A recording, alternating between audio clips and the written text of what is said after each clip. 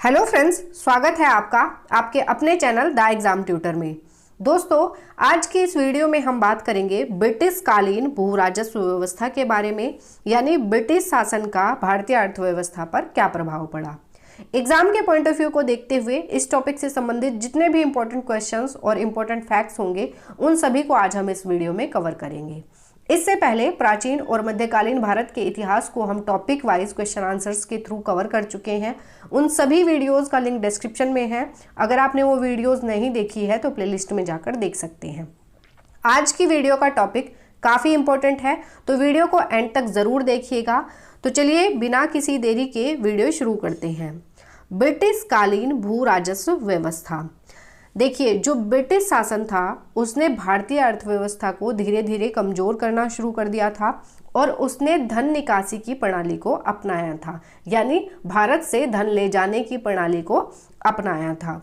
अब एक इतिहासकार हुए हैं जिनका नाम था रजनीपाम दत्त। उन्होंने एक पुस्तक लिखी जिसका नाम था इंडिया टुडे।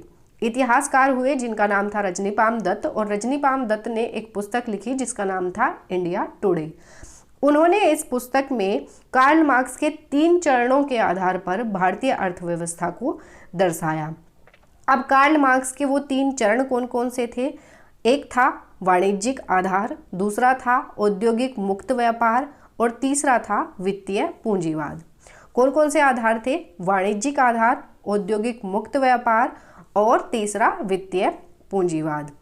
याद रखिएगा, इतिहासकार कौन हुए? रजनीपाम दत्त, और उनकी पुस्तक कौन सी थी? India today. और इस पुस्तक में इन्होंने कार्ल मार्क्स के 3 चरणों के आधार पर भारतीय अर्थव्यवस्था को दर्शाया। अब इसमें से जो पहला आधार था वाणिज्यिक आधार, उसमें हम पढ़ेंगे कि जो जो ब्रिटिश सरकार ने नीतियां अपनाई या ब्रिटिश सरकार के द्वारा जो जो नीतियां लाई गई उनको हम इस वीडियो में आज कवर करेंगे। तो अब इसमें पहला क्वेश्चन देख लेते हैं। पहला क्वेश्चन है, स्थायी बंदोबस्त किससे किया गया? जमींदारों से, किसानों से, मजदूरों से या व्यापारियों से? स्थायी बंदोबस्त किससे किया गया? तो ये किया गया था जमींदारों से। अब देखिए, इसके बारे में थोड़ा सा हम पढ़ लेते हैं। देखिए, जो ब्रिटिश सरकार थी वो भारतीय किसानों से कर चाहती थी, यानी कि वो ज़्यादा से ज़्यादा टैक्स चाहती थी। तो होता ये था कि ब्रिटिश सरकार किसानों से टैक्स तो लेती थी, किंतु कई बार ये होता था कि किसान समय पर टैक्स नहीं दे पाते थे, तो इसकी वजह से कंपनी को नुकसान होता था। तो इन सब समस्याओं से निजात पाने के लिए या सुधार करने के लिए स्थायी बंदोबस्त लाया गया था। अब ये स्थायी बंदोबस्त क्या था और कौन इसको लाया था? तो लॉर्ड कॉर्नवालिस इसको 1793 ईस्वी में लेकर आए। और ये कहाँ कहाँ पर लागू हुआ? तो ये लागू हुआ था बंगाल, बिहार, उड़ीसा, उत्तर प्रदेश, बनारस और उत्तरी कर्नाटक में। याद रखेंगे। और ब्रिटिश सरकार को राजस्व देने की जिम्मेदारी इसमें किसकी होती थी? तो इसमें होती थी जमींदार की। ब्रिटिश सरकार ने जैसे एक बीच में कोई मीडिएटर लगा लेते हैं कि जो जमींदार है वो लगान या कर इकट्ठा करेगा और वो जाकर के कंपनी को देगा। तो ब्रिटिश सरकार को राजस्व देने की जिम्मेदारी किसकी थी? वो थी जमींदार की। और ये कितनी भूमि पर लागू हुआ था? तो जितनी भी भूमि ब्रिटिश सरकार के अंतर्गत आती थी या ब्रिटिश सरकार के अंडर में आती थी, उसके 19% भाग पर 19% भाग पर यह स्थायी बंदोबस्त लागू किया गया था। याद रखेंगे, कौन लाया था इसको या किसने लागू किया था? तो लॉर्ड कॉर्नवालिस ने किया था। और कब किया था? तो 1793 ईस्वी में किया था। और स्थायी बंदोबस्त किससे किया गया था? तो जमींदारों से किया था, क्योंकि जमींदारों की जिम्मेदारी थी ब्रिटिश सरकार को राजस्व देने की। तो याद रखेंगे। नेक्स्ट क्वेश्चन देख लेते हैं। रैयतवाड़ी प्रथा प्रारंभ की गई थी टॉमस मुनरो द्वारा, मार्टिन बर्ड द्वारा, कॉर्नवालिस द्वारा या लॉर्ड डफरिन द्वारा? तो रैयतवाड़ी प्रथा जो है ये प्रारंभ की गई थी टॉमस मुनरो द्वारा। अब इसके बारे में थोड़ा सा देख लेते हैं। रैयतवाड़ी व्यवस्था जो है ये टॉमस मुनरो एवं कर्नल रीड द्वारा 1820 ईस्वी में लागू की गई। और ये कहाँ कहाँ पर लागू हुई? तो मुंबई, मद्रास, असम और पूर्वी बंगाल। मुंबई, मद्रास, असम और पूर्वी बंगाल में ये जो व्यवस्था थी ये लागू की गई। और इसमें ब्रिटिश सरकार को राजस्व देने की जिम्मेदारी डायरेक्ट किसान की थी। इसमें इस बार किसको हटा दिया गया? जमींदारों को बीच में से हटा दिया गया और जो किसान थे वो डायरेक्ट कंपनी को राजस्व देते थे या टैक्स देते थे। तो याद रखेंगे जो रैयतवाड़ी प्रथा थी इसमें जो किसान थे वो कंपनी को राजस्व देते थे। और ये कितनी भूमि पर लागू किया गया था, तो समस्त भूमि का जो 51% था उस पर ये व्यवस्था जो है ये लागू की गई थी।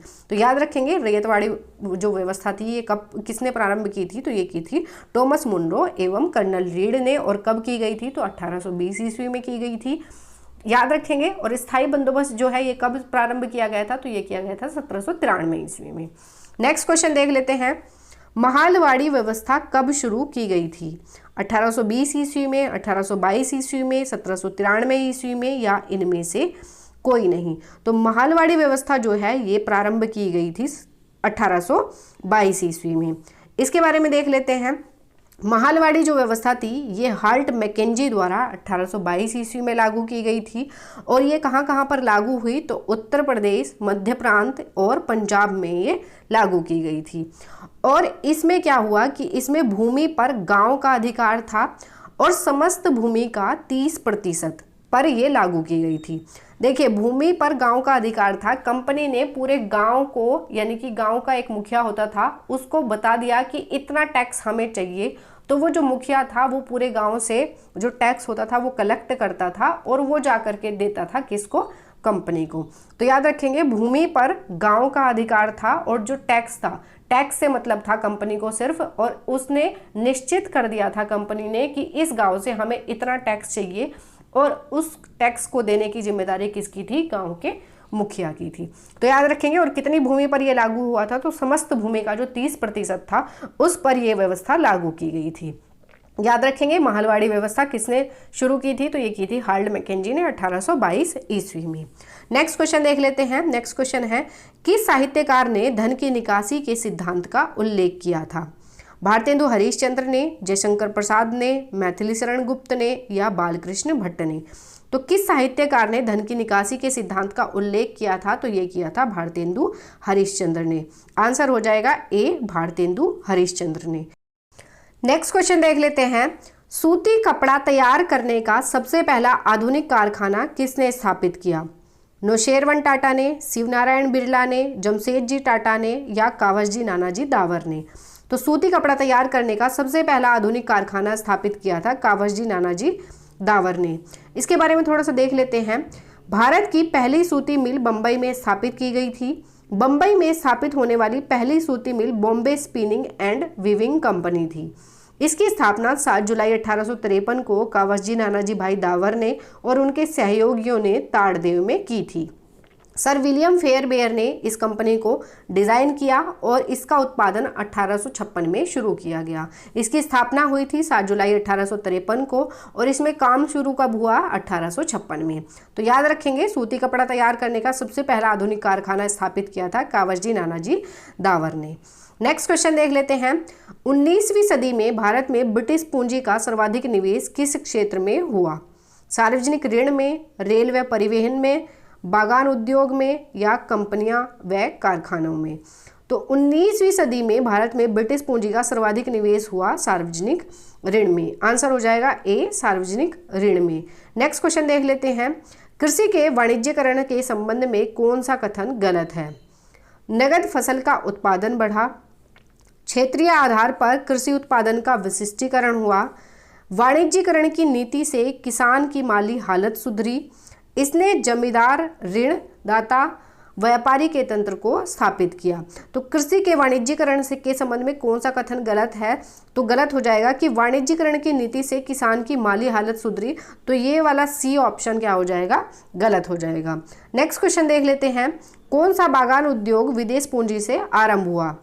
चाय, कॉफी, नील, या उपयुक्त सभी?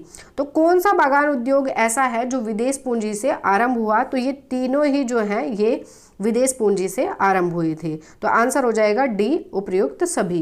नेक्स्ट क्वेश्चन देख लेते हैं। तमिलनाडु के बंधुआ मजदूर या कृषिदास क्या कहलाते थे? कमियां, हाली, पन्नियाल, या इलंगई? तो तमिलनाडु के जो बंधुआ मजदूर या कृषिदास थे वो कहलाते थे पन्नियाल। आंसर हो जाएगा सी, पन्नियाल। नेक्स्ट क्वेश्चन देख लेते हैं। अंग्रेजों ने रैयतवाड़ी बंदोबस्त कहाँ लागू किया था? बंगाल प्रेसिडेंसी में, मद्रास प्रेसिडेंसी में, बम्बई प्रेसिडेंसी में या मद्रास और बम्बई प्रेसिडेंसी में। तो अंग्रेजों ने रैयतवाड़ी बंदोबस्त लागू किया था मद्रास और बम्बई प्रेसिडेंसी में। नेक्स्ट क्वेश्चन देख लेते हैं, किसने यह विचार दिया था कि भारत में ब्रिटिश आर्थिक नीति घिनौनी है? बाल गंगाधर तिलक, दादा भाई नौरोजी, कार्ल मार्क्स या एडम स्मिथ। तो किसने यह विचार दिया था कि भारत में ब्रिटिश आर्थिक नीति घिनौनी है? तो ये दिया था कार्ल मार्क्स ने। आंसर हो जाएगा सी, कार्ल मार्क्स।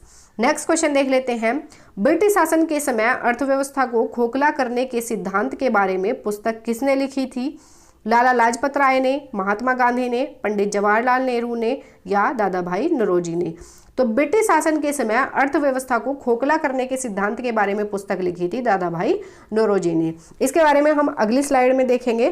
तो ये याद रखिएगा कि जो अर्थव्यवस्था को खोखला करने का सिद्धांत था और उसके बारे में पुस्तक किसने लिखी थी? तो ये लिखी थी दादा भाई नौरोजी ने। नेक्स्ट क्वेश्चन देख लेते हैं, ब्रिटिश व्यवस्था में रैयतवाड़ी भू राजस्व संग्रह प्रचलित था? उत्तरी भारत में, पूर्वी भारत में, पश्चिमी भारत में या दक्षिण भारत में? तो ब्रिटिश व्यवस्था में रैयतवाड़ी जो भू राजस्व संग्रह था ये प्रचलित था दक्षिण भारत में। आंसर हो जाएगा डी, दक्षिण भारत में। नेक्स्ट क्वेश्चन देख लेते हैं, लॉर्ड कॉर्नवालिस का स्थायी बंदोबस्त लागू किया गया 1787 ईस्वी में, 1789 ईस्वी में, 1790 ईस्वी में या 1793 ईस्वी में? तो लॉर्ड कॉर्नवालिस का जो स्थायी बंदोबस्त था ये लागू किया गया था 1793 ईस्वी में। रैयतवाड़ी जो व्यवस्था थी ये शुरू की गई थी 1820 ईस्वी में और जो महलवाड़ी व्यवस्था थी ये शुरू की गई थी 1822 ईस्वी में। तो याद रखेंगे। नेक्स्ट क्वेश्चन देख लेते हैं, सर थॉमस मुनरो किन वर्षों में मद्रास के गवर्नर रहे? 1820 से 1827 ईस्वी तक, 1819 से 1826 ईस्वी तक, 1822 से 1829 ईस्वी तक या 1818 से 1825 ईस्वी तक? सर थॉमस मुनरो किन वर्षों में मद्रास के गवर्नर रहे? तो ये रहे 1820 से 1827 ईस्वी तक। इनके बारे में थोड़ा सा देख लेते हैं। मुनरो को 1820 में मद्रास का गवर्नर नियुक्त किया गया और वह 1827 तक इस पद पर रहे। देसी भाषाओं पर उनकी पकड़ और प्रशासन में स्थानीय लोगों को रोजगार देने ने उन्हें एक लोकप्रिय नेता बना दिया। तो याद रखेंगे 1820 से 1827 तक ये मद्रास के गवर्नर रहे। याद रखेंगे, आंसर हो जाएगा ए, 1820 से 1827 ईस्वी। नेक्स्ट क्वेश्चन देख लेते हैं, poverty and the un British rule in India नामक पुस्तक किसने लिखी? अमर्त्य कुमार सेन ने, रमेश चंद्र दत्त ने, गोपाल कृष्ण गोखले ने या दादा भाई नौरोजी ने? तो poverty and the un British rule in India ये पुस्तक लिखी थी दादा भाई नौरोजी ने। आंसर हो जाएगा डी, दादा भाई नौरोजी ने। इसके बारे में थोड़ा सा देख लेते हैं। Poverty and the un British rule in India 1901 में प्रकाशित हुई। इस पुस्तक में दादा भाई नौरोजी ने इस बात पर प्रकाश डाला कि ब्रिटिश आर्थिक नीतियों ने ब्रिटेन के उद्योगों को वित्त पोषित करने के लिए भारत से धन निकाला। तो जैसा कि हमने पहले पढ़ा था कि धन निकासी पर जो सिद्धांत दिया था उस पर किसने पुस्तक लिखी थी? तो किसने लिखी थी? तो दादा भाई नौरोजी ने। और कौन सी पुस्तक लिखी थी? तो poverty and the un British rule in India नामक पुस्तक लिखी थी दादा भाई नौरोजी ने। कब प्रकाशित हुई? तो ये हुई थी 1901 में। तो याद रखेंगे। सो फ्रेंड्स, ये हमारा ब्रिटिश कालीन भू राजस्व व्यवस्था का टॉपिक यहीं कंप्लीट होता है। आई होप ये वीडियो आपको पसंद आई होगी और ये वीडियो आपको अच्छी लगी है, हेल्पफुल लगी है तो वीडियो को लाइक करें, चैनल को सब्सक्राइब करें और बेल आइकन को जरूर प्रेस करें ताकि नई वीडियो की अपडेट आपको टाइम टू टाइम मिलती रहे। मिलेंगे नेक्स्ट वीडियो में नए टॉपिक के साथ। Thank you.